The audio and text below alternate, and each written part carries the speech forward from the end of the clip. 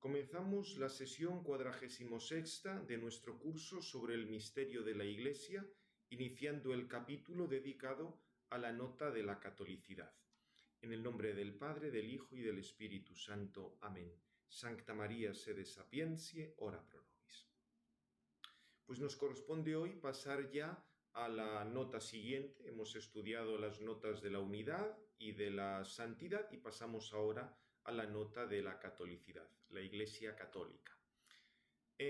Como os comento ya aquí un poco en el resumen de todo el capítulo, la nota de catolicidad de lo que nos habla es del carácter universal de la Iglesia y por tanto que es válido para todos los hombres y culturas, y eso debido a que posee los medios de la salvación.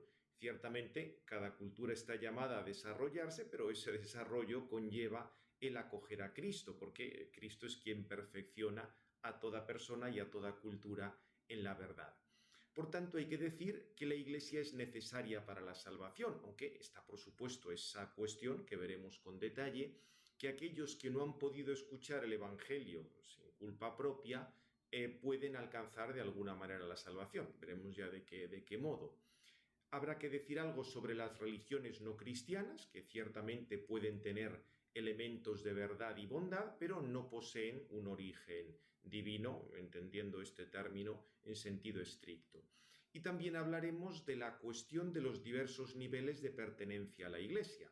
Fijaos que esto es algo muy lógico, porque si hemos visto que la pertenencia a la Iglesia depende de una serie de participaciones sobrenaturales que son diversas, según se posean unas u otras, habrá diversos niveles de pertenencia a la Iglesia.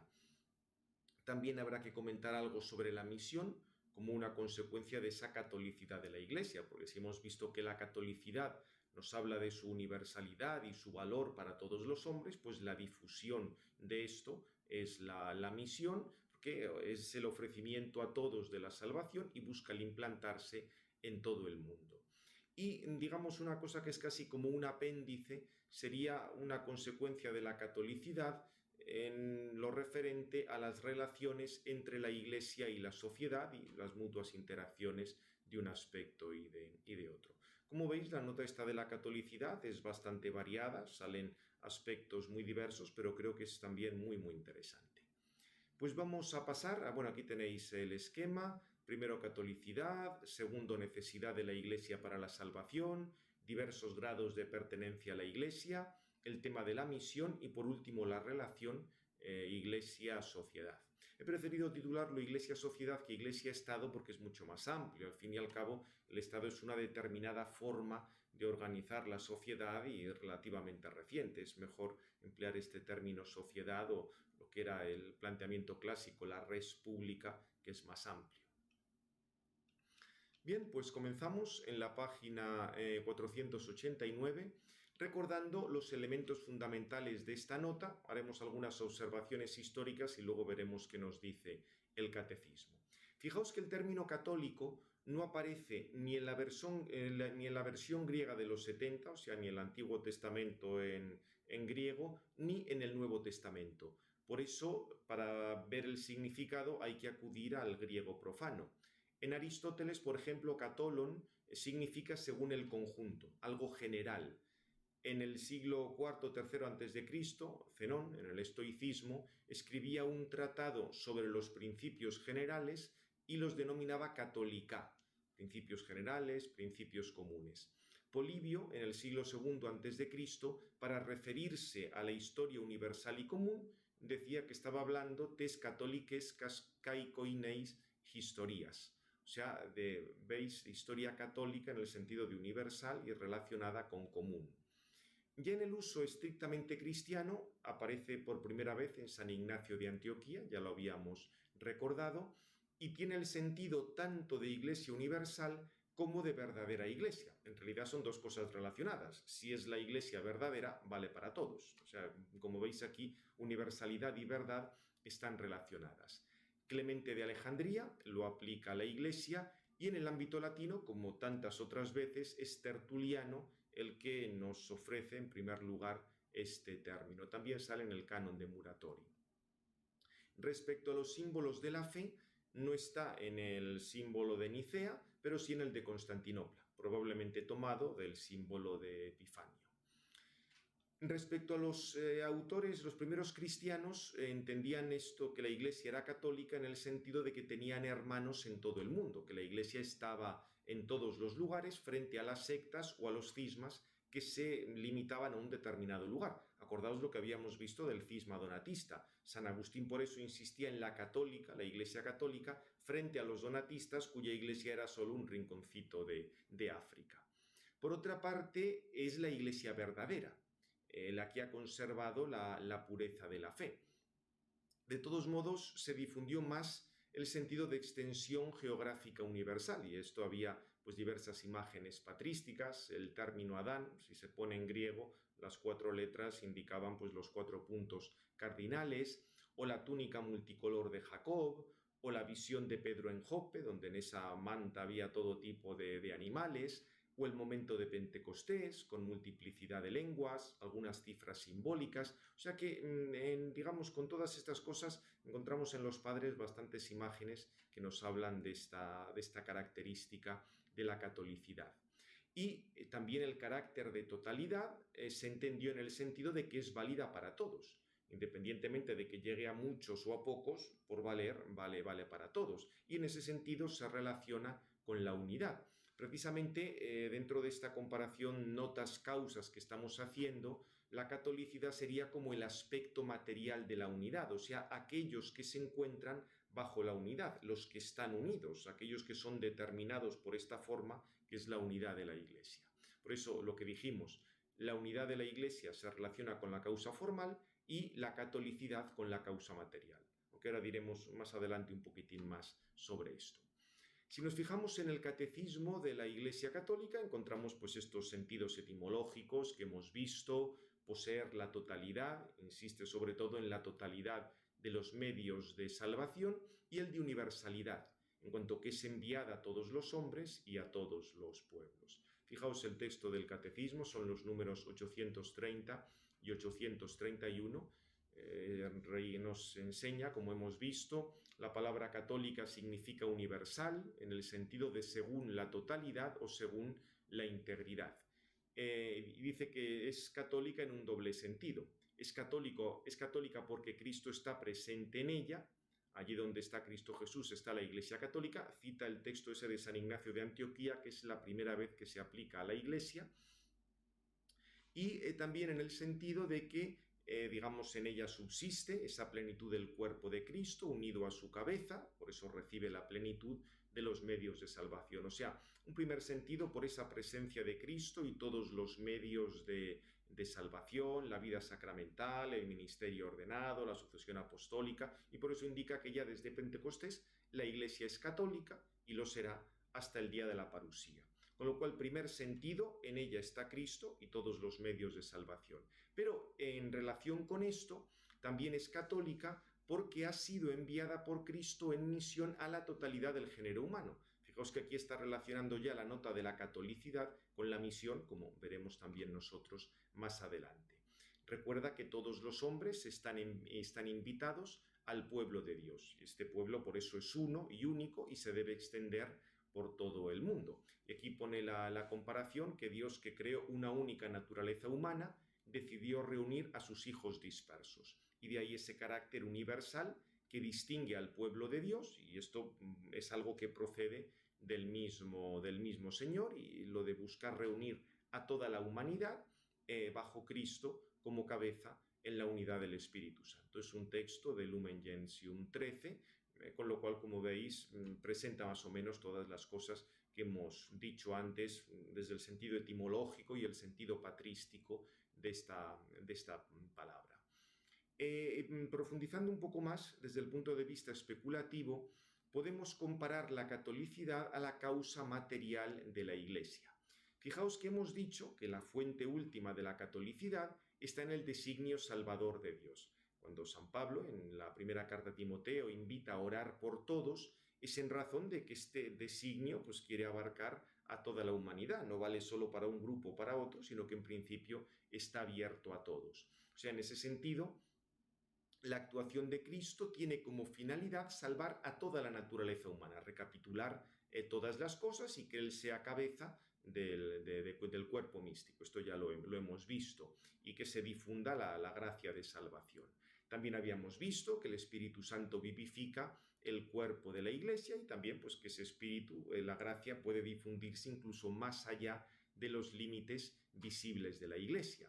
Tenemos, por supuesto, la misma naturaleza humana que en su unidad nos está hablando, da una base, por así decir, natural a la catolicidad. Por eso fijaos que podemos relacionar muy bien la catolicidad con la causa material, porque la materia en sus diversos niveles está ordenada por la forma, está ordenada por el elemento formal, está unificado por ese elemento formal, como siempre decíamos, a partir de un conjunto de causas que están interviniendo, pero de hecho la forma es lo que da esa unidad, esa unificación al aspecto material. Aquí obviamente no se trata de una forma sustancial o de una materia prima, o de, digamos, porque aquí no estamos con una sustancia, pero sí en los individuos, recordáis, cada uno mantiene su propia unidad, digamos, cada uno es una sustancia, cada uno es una persona, pero sí estamos unificados por esta actuación de Cristo. Con lo cual tú puedes ver ese punto de partida de la diversidad de individuos, de la diversidad de culturas, como aquello que es unificado por la intervención de Cristo.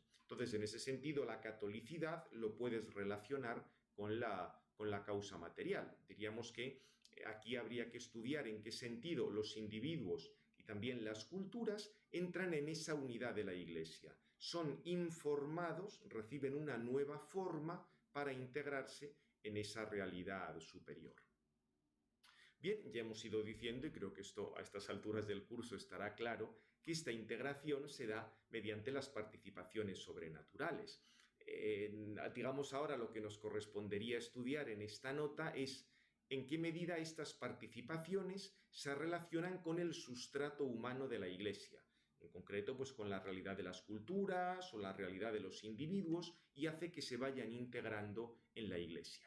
Diríamos que desde el punto de vista individual es bastante sencillo. Una persona, cuando es alcanzada por la gracia, con la que debe colaborar, y que esto va a adquirir resonancias especiales y diversas en cada uno, entonces esa persona entra en la Iglesia. Pero también hay que decir algo sobre en qué medida los dones sobrenaturales, la actuación de Dios, incide tanto en las culturas como en la sociedad misma. De ahí lo que diremos al final, algo de Iglesia y sociedad. Por supuesto es un tema amplísimo, pero como se ha hablado tanto de la cuestión de la inculturación, creo que es preciso en este momento que digamos algo del tema de catolicidad, culturas, Iglesia, y esto vamos a dedicar el apartado siguiente, el apartado 1.3, que está tomado de digamos, un ensayo de Ratzinger sobre estas cuestiones.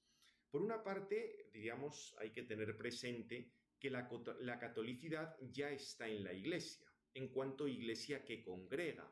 Un poco pasaba como con la unidad en cuanto que une está ya, lo que pasa es que tiene que haber cada vez más gente unida. Aquí podemos decir algo parecido. La catolicidad en cuanto que congrega, ya la tenemos. Lo que pasa es que cada vez deben congregarse, deben incorporarse más hombres y culturas. O sea, en ese sentido, la Iglesia en cuanto eclesia congregata debe aumentar su catolicidad, porque debe llegar a más personas o a más grupos humanos.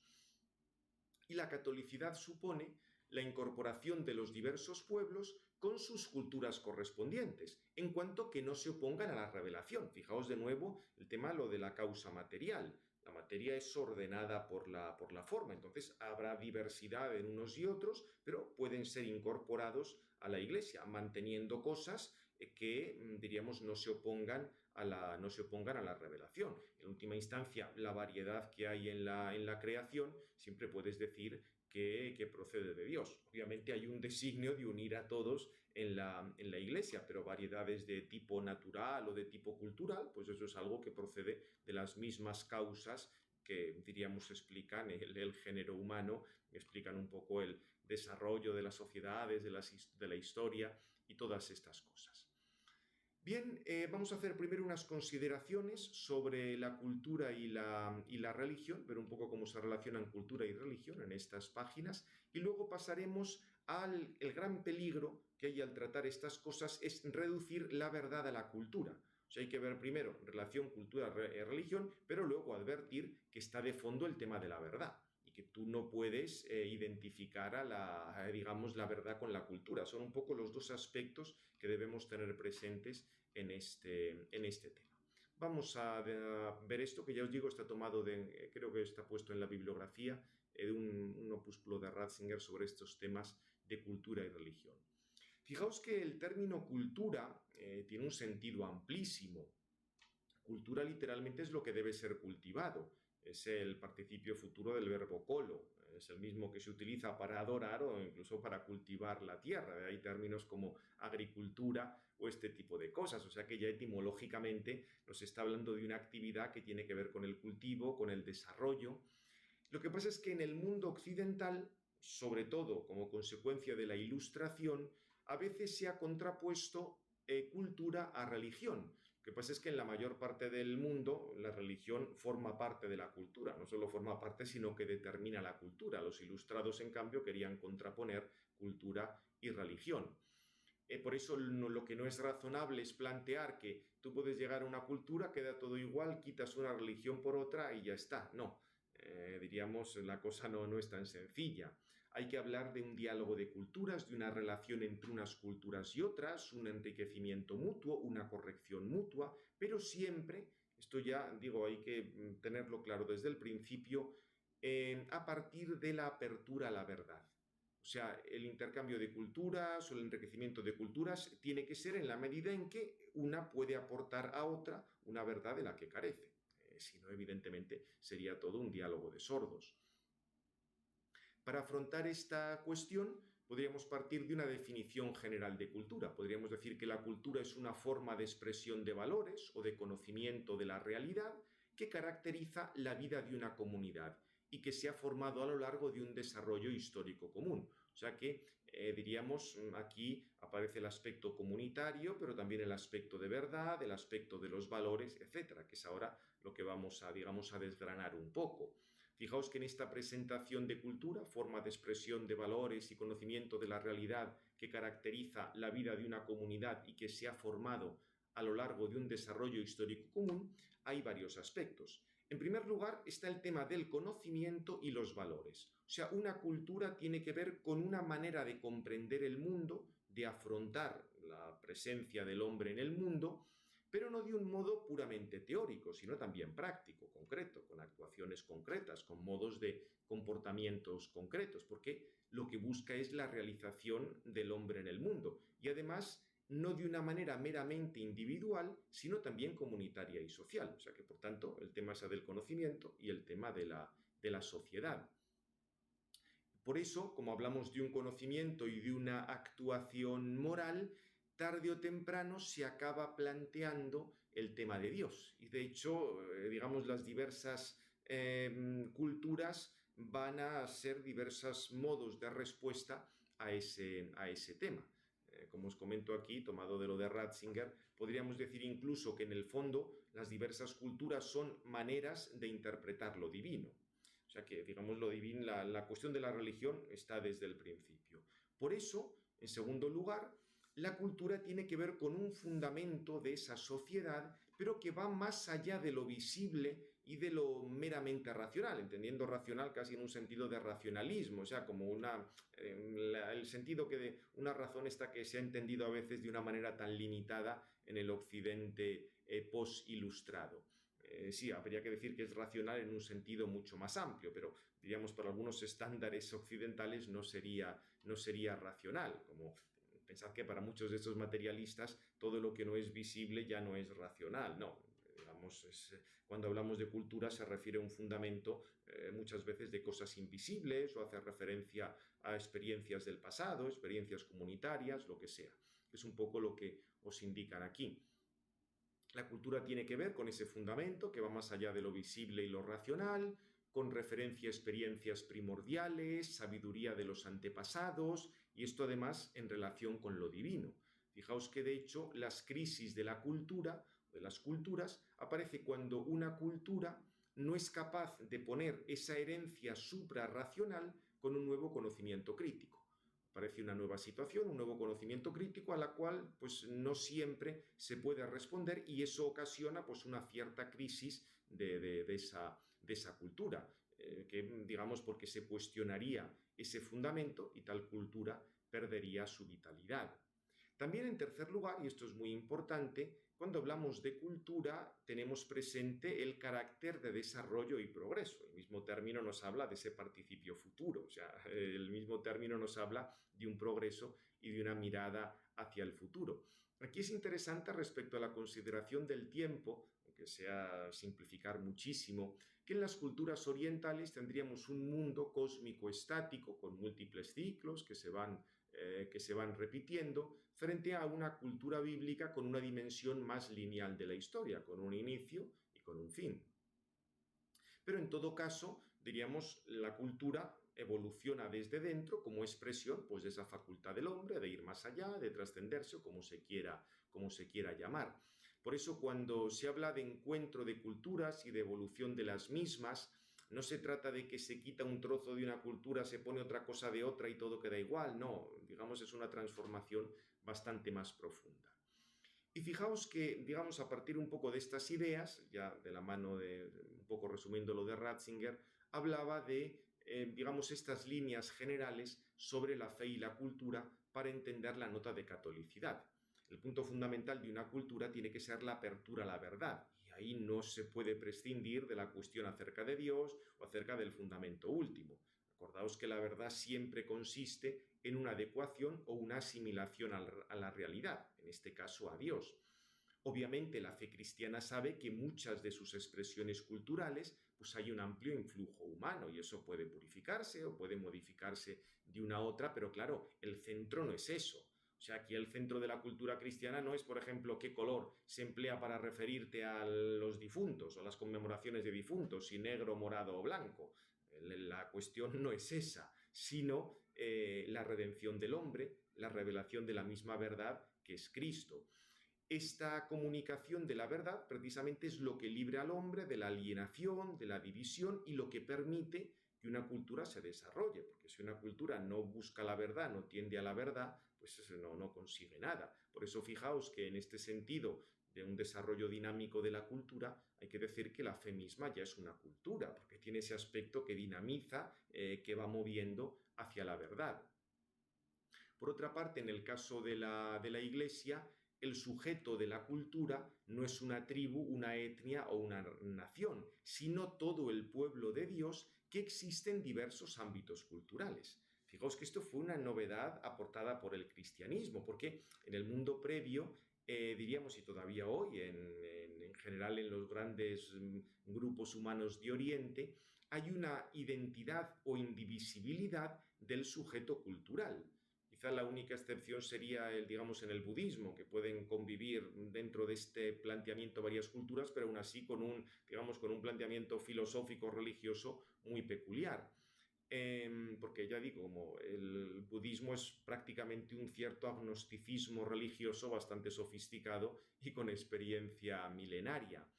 De todos modos, diríamos, el doble sujeto o esta doble pertenencia cultural no se puede entender de una manera superficial, como si dijéramos, uno tiene una cultura de su país, fruto de desarrollos históricos, y al mismo tiempo una fe que estaría como de una cultura prestada, y esto acaba dando siempre problemas.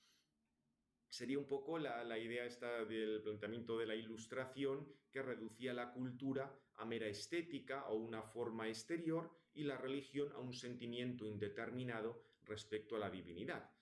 Por eso, digamos, en un planteamiento ilustrado, cultura y religión serían irrelevantes respecto a la verdad y viceversa, pero ya hemos visto que eso no es así. Entonces, diríamos, cuando una persona de un determinado ámbito cultural recibe la fe,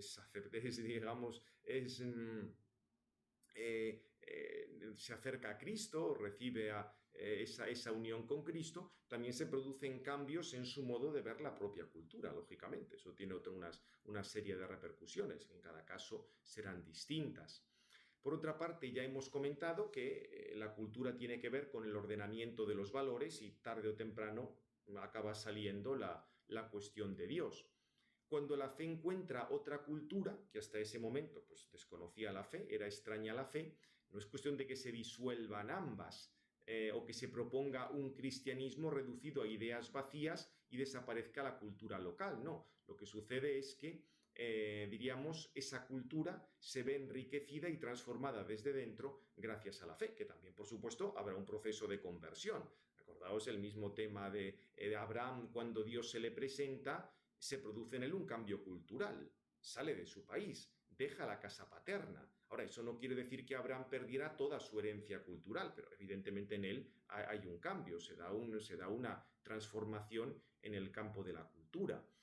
De una manera ya más definitiva, el que haya venido el Hijo de Dios al mundo, o sea, digamos la encarnación, obviamente esto o sea, con esto tenemos que diríamos, toda cultura debe convertirse para reconocer esta verdad. O sea que el pueblo de Dios, en cuanto a entidad cultural, por decirlo de alguna manera, tiene un origen divino. No depende simplemente pues, de un desarrollo de culturas o este tipo de cosas. Por supuesto que en todo lo que ha tenido que ver con la llegada de Cristo, con el establecimiento de la Iglesia, hay determinados sujetos culturales, sí, pero la verdad que Cristo nos enseña, diríamos, vale para todos, no solo para eso, sino que en cada uno de los sujetos culturales pues determinará una conversión, en otros otra, etc. Fijaos que aquí nos vuelve a salir un poco algo que ya habíamos dicho al hablar de los orígenes del cristianismo, que en el fondo, detrás de este problema de iglesia y culturas, detrás de un problema eclesiológico, tenemos un problema cristológico. ¿Realmente quién es Cristo? ¿Simplemente es un judío marginal, como lo han presentado algunos, o realmente es el Hijo de Dios encarnado? Porque si no se admite esa identidad de Cristo, se acaba disolviendo el cristianismo pues, en una serie de ideas y valores culturales más o menos variados. Fijaos, por ejemplo, cuando se produjo la evangelización del Imperio Romano, la religión pagana llevaba ya muchos siglos en decadencia debido al escepticismo que había corroído sus fundamentos. Acordaos aquella anécdota entretenida que cuenta Cicerón en el de Natura Deorum, cuando están hablando varios y resulta que el que menos creía en los dioses era uno de los pontífices, Cota, decía que él hacía esos sacrificios pues porque era parte de las costumbres del mos maiorum de la res pública, pero no se creía absolutamente nada de eso, pero había que hacerlo porque formaba parte de eso que venía de los mayores. O sea que claramente ahí esa religión pagana tenía sus cimientos, tenía su fundamento bastante corrompido. De hecho, recordáis, también lo comentamos al hablar del neoplatonismo, disculpad, esto salió en Antropología Teológica, esto no lo vimos aquí. El último gran esfuerzo pagano fue precisamente una forma muy sofisticada de escepticismo neoplatónico. Quizá pueda chocar unir escepticismo y neoplatónico. Estoy refiriendo a que para los neoplatónicos, al final del principio último, lo que tenía que haber era una experiencia en la que ya no hubiera ningún concepto, una cosa sin ningún conocimiento, el uno está más allá del ser y del conocimiento, o sea, con lo cual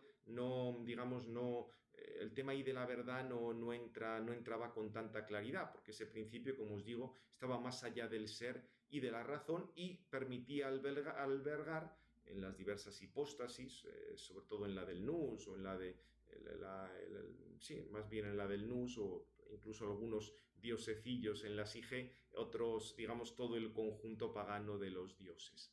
En cambio, el cristianismo, digamos, quiso y quiere llevar ese ansia de verdad que está en las personas, el deseo de conocimiento, llevarlo a la plenitud y de hecho salvó grandes elementos de la civilización antigua. Si nos fijamos un poco al caso de Asia, ahí las religiones orientales han producido un razonamiento filosófico que interpreta el mundo de una manera completa y en esa estructura está su religión y esto ha hecho que el cristianismo sea visto como un elemento extraño. Manteniéndose, es cierto que han pasado algunos elementos sueltos del cristianismo a tales culturas asiáticas, ha habido conversiones de algunos grupos importantes, pero no han sido así conversiones de masa. Obviamente también en esto influyen multitud de circunstancias históricas y en última instancia la providencia de Dios. Es el Señor quien guía toda la historia y no podemos pretender comprender así todo lo que, o sea, hacer una teología de la historia para comprender la mente de Dios. Eso evidentemente se nos escapa. Pero en cualquier caso, diríamos, en una cultura a la que llegue la fe cristiana, se debe mantener esa confesión del Dios único trascendente, confesar a Cristo como el Señor y que solo Cristo es Señor. Si esto no se tiene presente, o sea, la inculturación conlleva la aceptación de toda esta serie de cosas, entonces más que inculturación tendríamos una destrucción del cristianismo y se diría, no, si uno es cristiano, pero en realidad en la India al mismo tiempo tiene los dos dioses hindúes o habla de la transmigración de las almas, o sea, digamos así, una cosa que se va adaptando a cada lugar sin recordar una serie de verdades que ya hemos dicho que son para todos o unos sacramentos que son válidos para todos. Porque aquí es donde está la cuestión, y de ahí el apartado 1.3.2, el peligro de reducir la verdad a las culturas. Porque como ya hemos visto en tantas otras ocasiones, en realidad, detrás de muchas discusiones teológicas, y algunas de estas discusiones se dan entre la fe y la cultura, o la iglesia y la cultura, lo que subyace es una consideración filosófica, en este caso sobre la verdad y sobre la posibilidad misma del hombre de conocer la verdad. O sea, aquí el problema de fondo es, si un individuo humano particular, no una sociedad, un individuo humano particular, es capaz con todas sus limitaciones de pensar, de alcanzar un conocimiento universal, o más bien, si un conocimiento es universal, eso viene de otros motivos. Recordad toda la serie de monismos metafísicos a lo largo de la historia, pues no sé, ver el entendimiento humano como un proceso de emanación desde un entendimiento universal, ese entendimiento agente único de los averroístas, o la única sustancia de Spinoza, o un momento del espíritu absoluto hegeliano, o un resultado del devenir histórico dialéctico marxista, o un evento del destino del ser que se manifiesta y esconde en la historia. Fijaos que con múltiples, o sea, con todo este tipo de cosas, quizá con la última de Heidegger, que está luego relacionada con la hermenéutica, parece que el hombre siempre está limitado por sus precomprensiones. Porque es como si dijéramos, no, en realidad es una entidad supraindividual la que tiene que conocer y nosotros dependemos de ella, somos como una manifestación o lo que sea. En el caso de las precomprensiones es como si dijéramos, uno forma parte de una cultura y solo la puede entender estando dentro de esta cultura. Con lo cual, el hombre es incapaz de entender más allá de esas precomprensiones. Aplicado esto, el hombre es incapaz de entender más allá de su cultura. Como mucho, una cosa nueva la relacionará, la remitirá a aquellas cosas que caracterizan su cultura. En este contexto de hermenéutica historicista, las culturas lo serían todo. Es cierto que no se puede determinar nunca bien cuál ha sido su origen, pero nunca se podría salir de las mismas. Y fijaos que esto encaja perfectamente en una filosofía relativista y escéptica que desespera alcanzar la verdad. Y esto es lo que ha sucedido y lo que sucede en multitud de sociedades en Occidente. Y, digamos, ahí se ha pasado de pensar que la única verdad era una verdad científico-racionalista de corte absoluto, como eso luego ha fracasado, pues aquí ya no podemos conocer la verdad, como mucho nos quedamos en cosas que son útiles, cosas que nos entretienen, y la cultura sería una mera estética y un conjunto de precomprensiones. Entonces, si hay personas que vienen de otra cultura, ¿para qué les vas a enseñar la fe? No, ellos tendrán su propia fe porque tendrán su propia cultura, nosotros tenemos la nuestra o la que sea, o simplemente buscamos, pues eso, el entretenernos o lo útil. La idea es que en ese planteamiento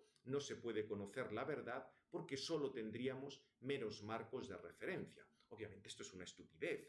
Esto quiere decir que no podemos conocer la verdad, pero si no podemos conocer la verdad, ¿cómo puedes hacer la afirmación de que no podemos conocer la verdad? Son todos los límites que tiene siempre un relativismo. Pasado a cosas concretas sería como decir, no sé, que la verdad de las 3 leyes del movimiento de Newton depende de la cultura en la que ha sido formulada. Eso es una tontería. Depende de que te están describiendo algo que hay en una realidad que puedes ver o que puedes medir.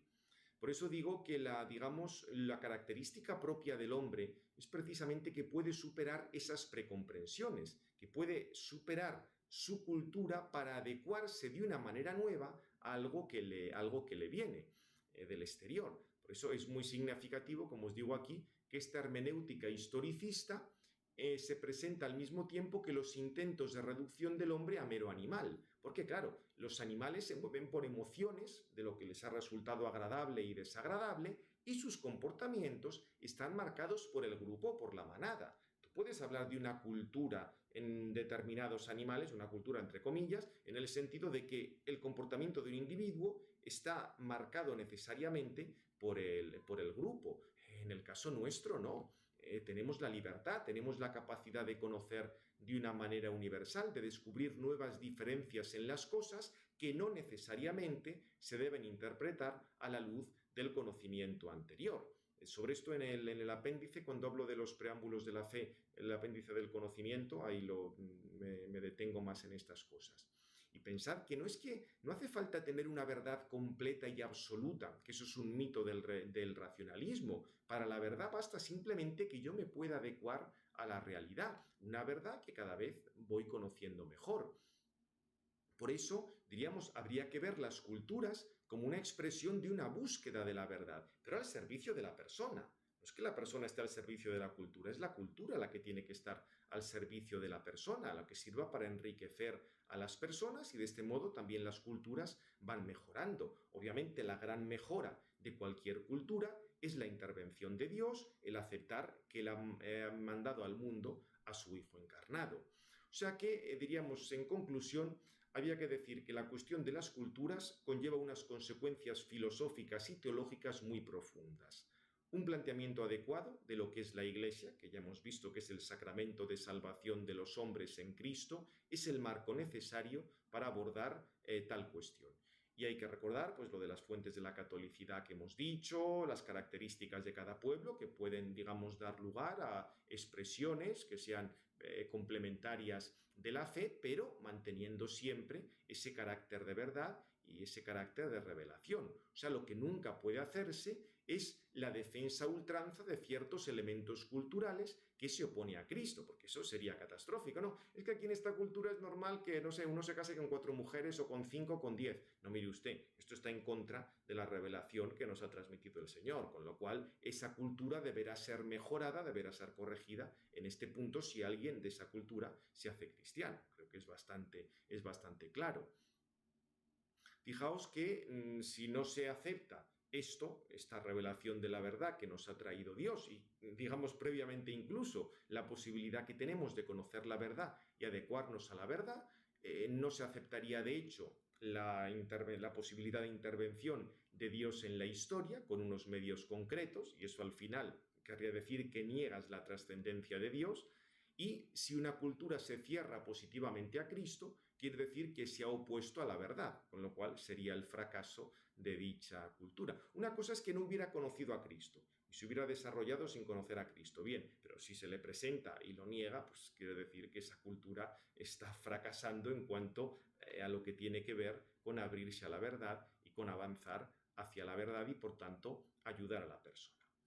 Bien, esto es un poco lo que quería comentar respecto al tema de las culturas, la verdad, la Iglesia. Como queda un momentín dentro de esta clase, vamos a introducir el siguiente apartado dentro de la nota de la catolicidad, y es la necesidad de la Iglesia para la salvación. Porque habéis oído hablar muchas veces esta expresión, extra ecclesiam, en acusativo, nulla salus, y diríamos, en un primer momento se entiende muy claramente, porque si la Iglesia es el medio de salvación que Cristo ha establecido, obviamente para salvarnos necesitamos recurrir a ese medio que Cristo ha establecido. Fijaos que en la época patrística, es San Cipriano el que la emplea, viene a decir, no pueden vivir fuera, pues la casa de Dios es una, y no hay salvación para nadie sino dentro de la Iglesia. Orígenes y San Ireneo tienen textos muy parecidos, y el sentido, como ya digo aquí, es fácil. Dado que la salvación consiste en recibir la gracia de Cristo y la Iglesia es, en su esencia, el conjunto de participaciones sobrenaturales vinculadas a Cristo mediante los medios que Él ha establecido, si no se está en la Iglesia no se puede obtener la salvación. La invitación del Señor a que se administre el bautismo, la praxis de la Iglesia, son muy claras. O sea, si a alguien se le ofrece el bautismo y lo rechaza, está rechazando la posibilidad de la salvación. Igual que si alguien está en la Iglesia de Cristo, se separa de ella o rechaza a Cristo, pues se separa de los medios de la salvación.